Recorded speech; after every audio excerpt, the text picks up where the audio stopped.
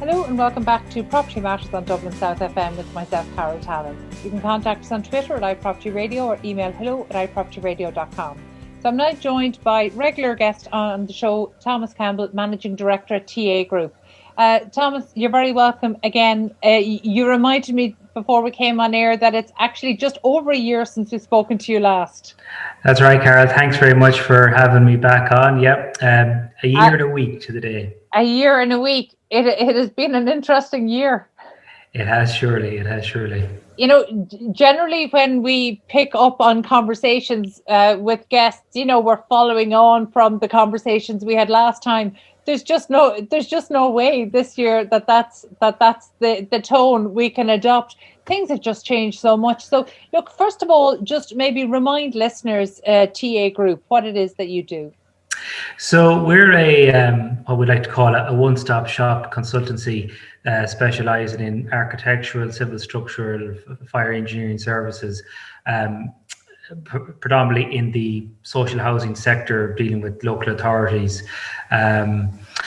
So that's on a consultancy side. We also have a contracting arm that we are actually involved in the retrofit of social housing units as well. We've just actually kicked off our first project with Tipperary County Council. But a one-stop service provider to the residential sector, and we can take your project, as we said before, from conception to completion. Very good. Thanks, Thomas. And I know from our previous conversation that despite being based in the west of Ireland, your team actually operates across all of Ireland. And I know you mentioned the Tipperary project. How have the last, 10, 11 months of COVID, how has that been? How has it impacted your company? What's strangely, and I know people sometimes are uncomfortable, say, telling positive stories in the current climate, but COVID, in a strange way, when it happened last March or April, ended up being very positive for us. Because I suppose we're a relatively new company, so we were used to working remotely or working from home, so we were able to adapt to it fairly quickly.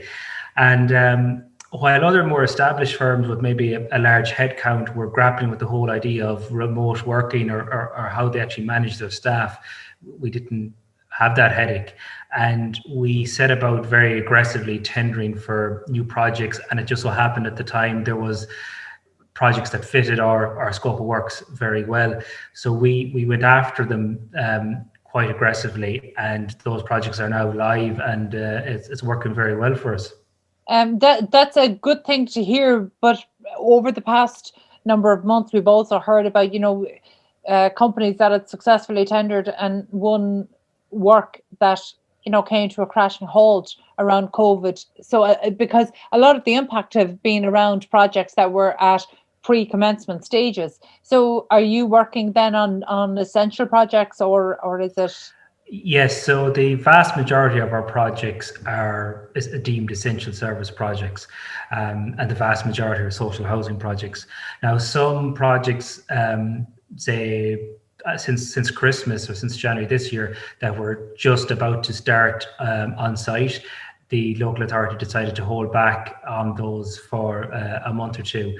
But other projects are progressing or on site, and obviously us being involved from conception, from design, 50% of our work is involved in the project before it ever gets to site. So we're quite busy on the design side of projects. Luckily enough, like I said, the projects that we went after aggressively last year, we're only in the design phase of it now, with projects hopefully hitting the ground the second half of 2021.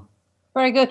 In terms of the design, are you seeing any impact on foot of COVID that is likely to become that's likely to influence the long-term design of new housing schemes?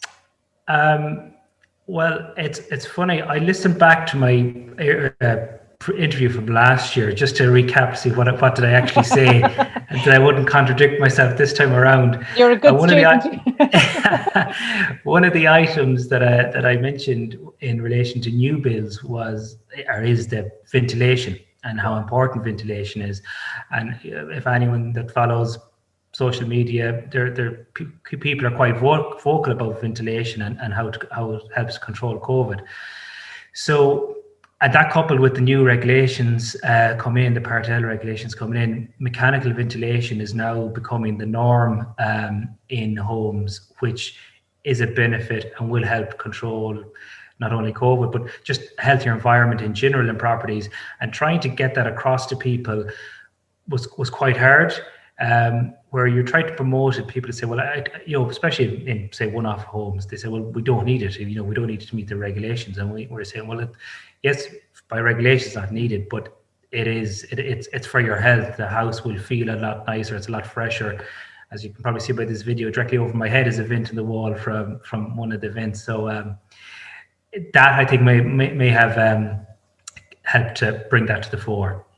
Thomas, I'm really glad that you brought up about that conversation happening on social media, because increasingly I try not to, because I know that, from the start, we understand there's a credibility issue, to a lot of the commentary that's being said on social media. But actually around this whole issue, not just around kind of the use of or the changing use of HVAC systems, increasing air exchanges, but this issue of ventilation is one that, I hear Pat Kenny on News Talk talking about it quite frequently, and his guests are always very quick to bow out and say, I'm not an engineer, but the debate rages online about ventilation. Are we doing enough? And there seems to be this argument that if schools keep their windows open, suddenly they're safe. And we know that that's not the reality. So I suppose, as somebody who's knowledgeable in this area, do you ever get involved with these conversations online? Short answer is no. It's not the forum, it's not the place for it. But as the concept for ventilation and the importance of it, the concept is correct. Like we would see a lot of people who are retrofitting their homes now, and they want ventilation, they want their house warm, and then you move the conversation onto ventilation, and the first reaction is, well, I'm not putting a hole in my wall after spending all this money ventilating it. And you try to explain to them the issues with condensation and mold growth, because their house that had drafty windows before now was sort of getting around the issue of ventilation. But when you fix those issues, you create a problem for ventilation, and it's trying to flag that to people before it becomes a problem. Do you think in Ireland we've had enough of a focus on indoor air quality? No. It's only, like I said, this global pandemic has brought it to, I suppose, the headlines and brought it into people's daily lives. But before that, trying to explain it to people who were either buying a new home or planning to design and build a new home, no, it was something they didn't look, maybe we're explaining it incorrectly and they couldn't understand it. But a few people that I brought into my own home in the past, and they walk in, and it is a comment they do say once they experience it about the mechanical ventilation and heat recovery, that the house, while it's warm, it's not stuffy, feels fresh, airy. So maybe people have to touch it, see it, smell it to be convinced.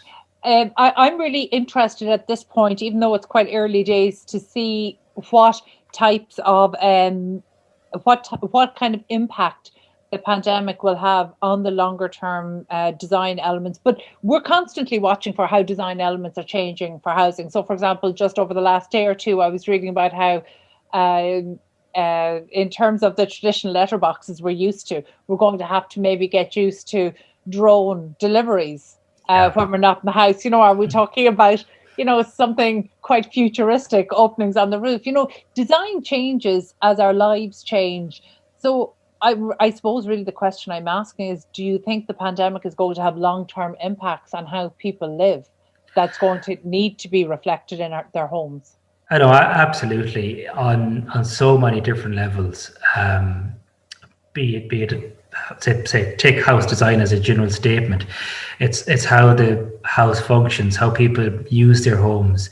When I was on with you last year, we were talking about 3-bed semi-detached houses in Kelchamaw. They're now redesigned to be 4 beds, because the fourth bed will probably be an office. Remote working from home now is going to be the norm, and people are going to demand that.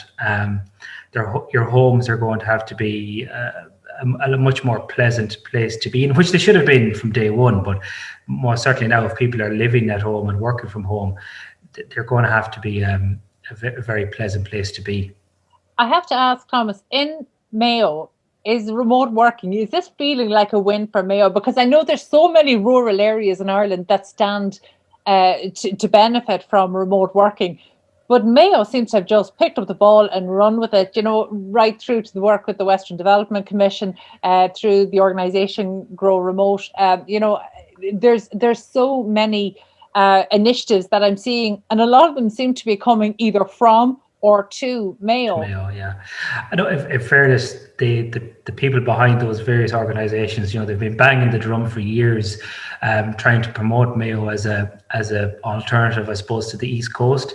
And the big problem was, like, say, the location was perfect, accommodation issues were not as acute as, say, along the Eastern Seaboard. The issue was always about job first of all, and then job security. But as we all realise now, the genie's certainly out of the bottle on that one, and working remotely or working from home now is a lot more acceptable. And I think employers in general, if they don't allow that or offer that flexibility, people will move to an organisation where they can have that flexibility. Now, within reason, obviously, there's some certain jobs you have to be office-based, or you have to be in a particular location. But for the vast majority, people can work remotely and work from home. Now, a caveat that I think working from home all the time is not a positive. I think, as we've all discovered, if you're looking at the same four walls all week long, it's not the best either. And I think a happy medium or happy balance, if someone can strike that, is probably the ideal situation. And you'd hear organizations talk about, well, how do you instill the culture of an organization, especially with new employees? And that's why a core office or core office space will still be required, but there'll be a lot more flexibility with the general numbers. I have to say, I'm very critical when people bring the talk about culture to the office fit out. So to me, that's, those very trendy office fit outs that we see, trendy armchairs, beanbags, things like that. And to me, if the culture of your organization depends on how funky your fit out is, I think you're probably failing at culture.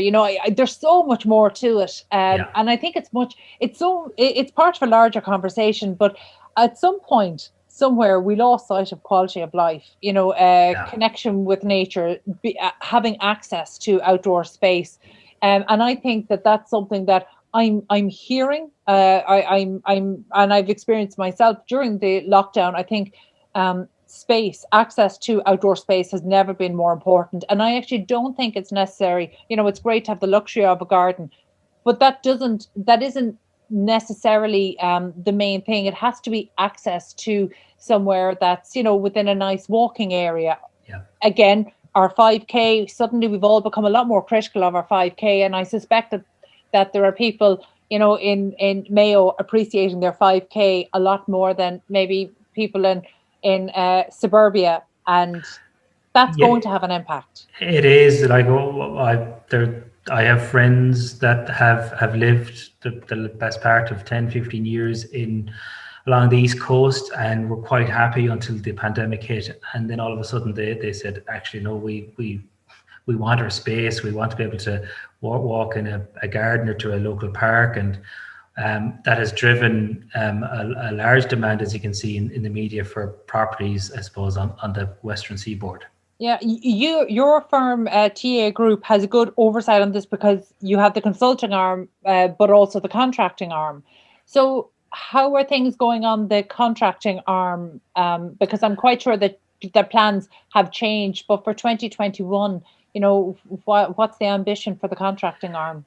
So we're very particular on the projects we would take on in the contracting arm, because it's just naturally more risk associated with it. So we're very particular about the clients we take on, and very particular about the projects we take on. So I suppose we were having this conversation 12 months ago, and we were talking about launching this new development in Kelchma, 14 units, a mixture of 3-bed and 4/5-bed detached units. That's still the goal. It was reset by 12 months. But a few things that we've learned in that time is we were really struggling, and even the funding agencies that we're speaking to really struggling to find a benchmark and find a comparable. And like I said, we're close to Castlebar and Westport, but they're not comparable because they're larger urban areas. Anecdotal evidence we've had in the exchange of properties in the second-hand market in the last 6 months, I think prices have jumped from all right, be it from a low base, they've jumped 30 or 40,000 euros a unit of an increase. Is that in and around Kiltimagh? Yeah. But is that based on sluggish supply of second-hand market? And I'm not familiar with the market in Kiltimagh, but what we're seeing in other kind of comparable areas around the country is that people are very slow to bring their properties to the market. So the second-hand market is just so sluggish in terms of new supply. Well, would I say that people are slow bringing their properties, second-hand properties, sluggish, bring them to the market because they have nothing to move on to themselves? With a caveat with that, is that the reason that you may have found? Possibly, or it may be a case that they just think, there isn't a lot happening in the marketplace and during COVID, and yet we know that actually the very opposite is true. Estate agents are reporting record demand. Exactly. So again, when COVID hit, of course, we paused that aspect and said, right, we're going to have to sit on this because we didn't. I think everyone thought, okay, are we back into another economic crisis? And it turns out the opposite has happened. I think people who were already in the market to buy a new home were lucky enough to maintain their jobs and are probably even in a better position now to purchase a home because they've been able to save over the past year and maintain their job. I think it is also, so I suppose before COVID, everyone was talking about Brexit. Is Brexit going to be the issue that's going to pull back house prices? Because certainly in the west of Ireland, they were saying house prices had got too high. Now, they hadn't. It was just that they had got back to, say, 2007 prices, which inflation alone would have brought them to that market. So everyone was waiting for something to correct, and it wasn't Brexit, and it hasn't been a global pandemic. And I think the market now realises, well, the houses that are for sale or the asking prices that are being proposed for new houses, that is the market, and that's what is required to make them viable. I think that's a fair assessment, because one of the things that we've seen as a recurring theme, we're just starting into our third year of broadcasting, and one recurring theme is that, when we talk about the recovery, we need to be very mindful that the recovery from the crash was never nationwide. And there were pockets of the country, and not necessarily on the West Coast. There's pockets of the Midlands, and actually there's pockets in the East, and particularly in the Southeast, that recovery just didn't happen at a pace the way it did across the rest of the country. And it's maybe something that perhaps this pandemic is going to be a stabilizer for regional markets. But I think with the introduction and the rollout of remote work, there's definitely an opportunity there that maybe hasn't been there for the past number of decades. And I think it's a really exciting one. Absolutely. I think we should all try and take positives out of everything. And I think the pandemic has certainly done that. It has certainly, I think, rebalanced or gave the opportunity to rebalance the country in terms of where people are settling. And I think it has put a pause on so many things for the last year, that once everyone is vaccinated and the economy in general opens back up, I think the economy will go through a large growth period, because I think there's just such a pent-up demand. And I'm not just talking about property, I'm talking about all aspects of the economy. People want to go on holidays, people want to go for dinner. I think the end of 2021, hopefully in 2022, the economy could go through a great growth period. Well, the Taoiseach seems to agree with you, and so does Michael O'Leary. So you're in good company there. That was Thomas Campbell, Managing Director at TA Group. Thanks again for joining us, Thomas. We need to take a quick break. Stay tuned.